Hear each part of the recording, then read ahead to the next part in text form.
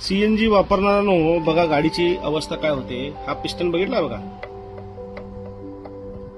जेव्हा ऍडलर sensor, map sensor, air mass sensor, air flow sensor सगळं काही बदललं, प्लग बदलले, कॉर्ड बदलले, तरी गाडीचं ऍडलिंग सरळ राहत नाही, पिकअप येत नाही, पिकअप लॉस होतो, गाडी जास्त गरम होते. ती का होते?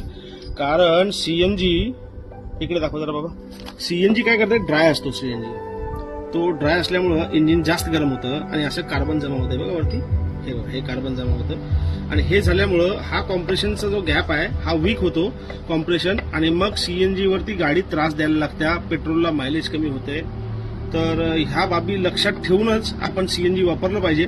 सीएनजी जेवढं तुम्ही वापरून पैसे वाचवता त्यापेक्षा जास्त खर्च इंजिनचं काम केल्यामुळे येतं. विचार करा, पेट्रोल सर्वोत्तम आहे सीएनजी पेक्षाही.